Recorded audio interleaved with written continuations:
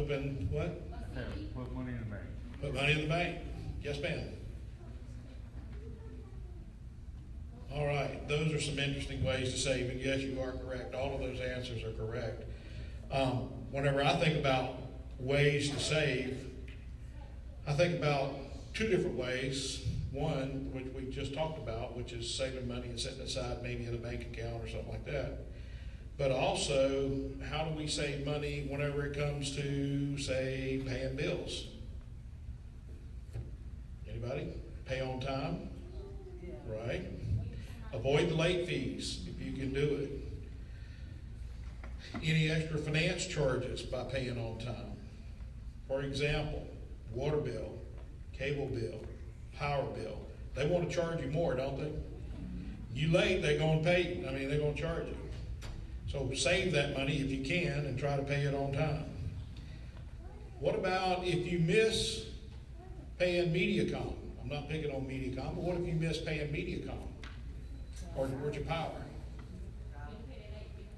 You have to pay a late fee. What about have it reconnected? Okay? So you may have to have the same thing for your phone services. You may have to have it reconnected. So there again, that's a way to save money if we can pay that stuff on time. Let's see, what else? Put money in a savings account. We had some luck last week. Somebody got lucky, got the opportunity, won the $100, came by the bank, they got that $100 in their account. So what do we do with it? We go spend it, right? No. Save at least part of it, if not all of it. Treat it as something that you didn't receive. Hang on to it, stick to it. This is something that you didn't have the day before. All of a sudden it's in your lap. You hang on to it.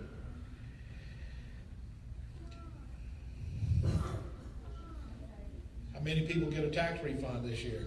Show of hands. Anybody get a tax refund? There's one person that's honest. Okay, those tax refunds. We talked about that in the money, managing your money section, which is to take some of that money and set it aside. Because you may have to buy some tires for your car. Or you may have an expense that's coming up that you wasn't planning for. So if you set it aside, there's a way to do it. Here's another one that we see down at the bank. How many people pay the cash check? Show of hands. Anybody pay the cash checks? You go to the convenience store, go to the grocery store, go to the liquor store. For those people, some people do. And whenever they do, you know how much the average on that is? 2%. Most of the time, it's a minimum of $10 or $15. That's your money whenever you pay to do it that way. What if you've got bills that you're paying? We talked about paying them on time, didn't we? Avoid the late fees, avoid additional interest. But whenever you're making payments, if you can, pay the ones that carry the highest interest rate first off. Pay those off first. Because what you're going to do is, let's say you've got something that's at 18% and you're paying it every month. That's 18 cents on the dollar that you're paying back to borrow. But if you've got one that's 4%, like a car loan, come out better to pay the 18% better, faster, to get that off your obligations.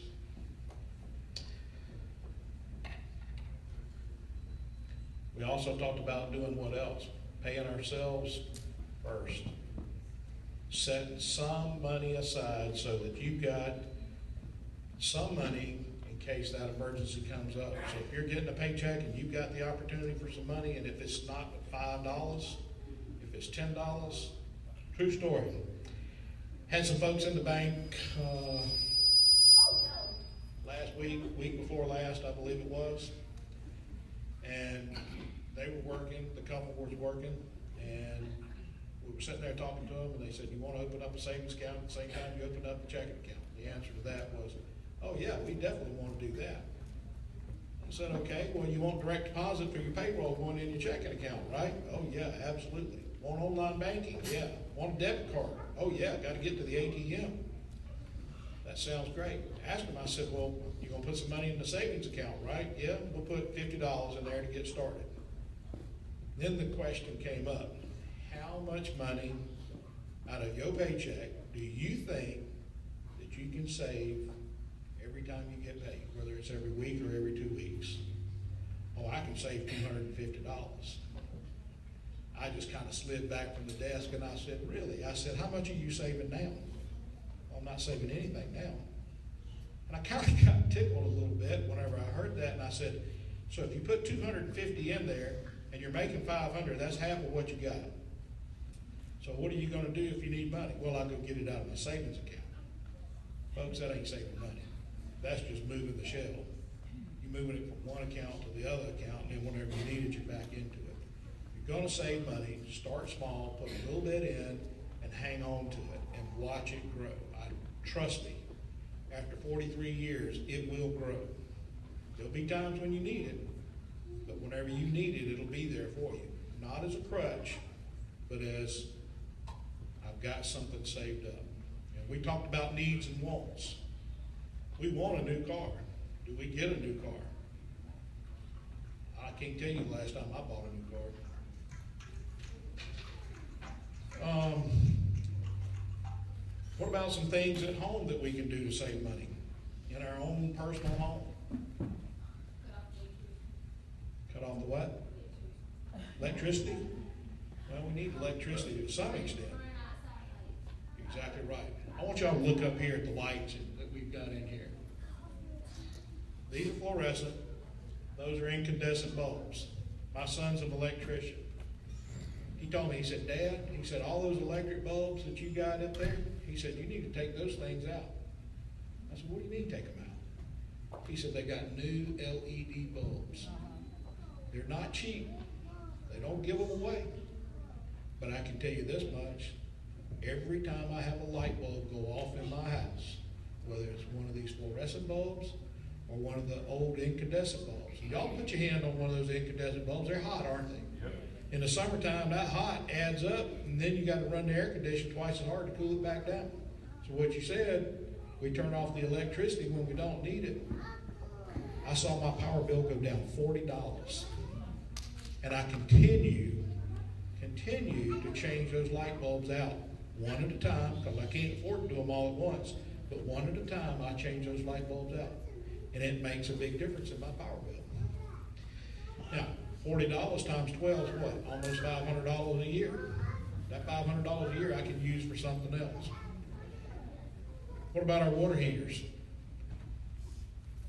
We have to have the water heater on 180 degrees. We could probably roll it back to about 120, and instead of taking 15 minutes in the shower, we could probably take maybe 7 minutes in the shower, cut it in half, and save that way. Insulating water heaters. How many people have their water heater wrapped? I did. I wrapped mine, and I tell you what, you can tell a big, big difference. And I've got gas at my house, not electricity. For that, and that saves that hot water tremendously. What about our toilets and shower heads? Anybody go outside and wash your car and just leave the water hose running, or do you put a faucet handle on the end of it? That little bit of extra water makes a difference. City of Valdosta likes you to use it, I know that. And then some of the other things that you can do, these are small things. Things like changing your filters in your air conditioning and heating system in your furnace in your home. Change those out. I don't know what kind you use. Those pleated ones are expensive, and I think they cost about $15, $18, something like that. I don't use those. I use the old style that are about $1 or $2 a piece, but I change them out 3 times a year. Every 4 months I change them out.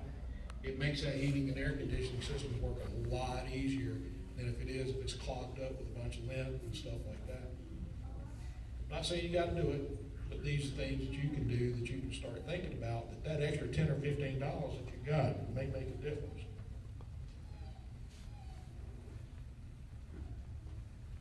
All right, we talked about putting money in a savings account. $50, you can put the money in a savings account, you put it in there. The idea, especially for the kids, custodial savings accounts are no charge. You can open one up for them, $50 in the account. They don't get a service charge on the account at all. You want to save for their education, you want to save for their school trips, you want to save for their band trips, you want to save for their football games, all the different programs that they go to. That's a great way to do it. Sock that money in there, and then whenever it comes time, come fall of the year, you got a little money set aside. But for those people who don't or can't or don't afford a checking account, checking account comes with some risk as a general rule.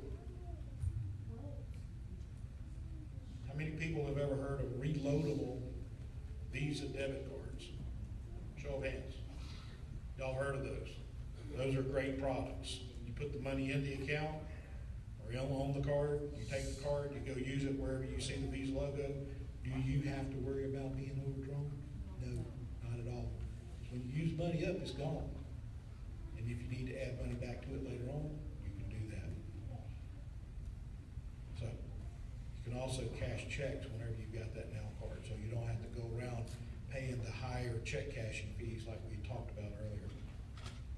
So, lots of things that we can do to save money, whether it's opening up a savings account, whether it's having a checking account and not paying fees, or whether we're changing the lights and doing some things with our electricity and water around the house, paying our bills on time.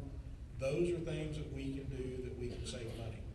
And believe me, if you do it and you're studious at it, it will save you money, I promise. It takes some discipline, but you can do it. All right, anybody have any questions tonight? No questions? Yes, sir. When you did the last presentation about the $50, what bank is it? I had a couple people ask me, I didn't know what bank it was. Regions Bank. Does everybody know where Regions Bank is? There's one downtown. Over there, y'all know where Langdale Ford is downtown? Or where the post office? That's one location. And then the location that I'm at is the one over there on Patterson Street across from Valdosta Middle School. Right across the street from them. So we got two locations. We got an ATM by the mall as well. What other questions? Nobody? Yes, sir. How often do you recommend to, you was talking about fees, late fees and stuff like that. How often do you believe we should call our banks to see if any fees could be waived? Well, there's lots of different fees. Fees come in a lot of different measures and forms. I would tell you that if you have a question about a fee, talk with your banker. If you see something, it doesn't have to be with your bank. I mean, if you're getting a fee on your power bill, if you're getting a fee on your phone bill, if you're getting a fee on anything, if you don't understand it, time out, stop, ask. Most of the time, people are willing to work with you. Now, if you become abusive with it, you know, it's kind of like the old routine with the sin. The Lord will wash you of your sins. Don't just keep doing it just to see if you can get by with it. That doesn't work. Does that answer your question? Yeah. Ask every time. Ask every time. And then also ask for help. What can you do to avoid those fees so that you don't get into that trap of paying them over and over and over again? Most of the time, they have solutions, whether it's at the bank or somewhere else. Yes, sir. On an average income, what would be your suggestion for someone that wants to start saving money? What percentage would be realistic for a person just getting into it? What would be a realistic percentage? Let me tell you how I approach it. Now, yes, I do work for a bank. The first thing that I pay, obviously, is the church. That's the first thing that I pay. The second thing is I pay myself. But I also have to make sure that I've got enough money to pay my bills. Now, a rule of thumb in the banking business is we allocate 40% of your income. So if you make $1,000, we allocate $400 of that $1,000 to pay bills. Your house, or rent, any other bills, groceries, that sort of stuff. Most folks, that's a little tight sometimes, but it can be done. So if you're going to set aside an amount for savings, what I would tell you to do is do the budget first.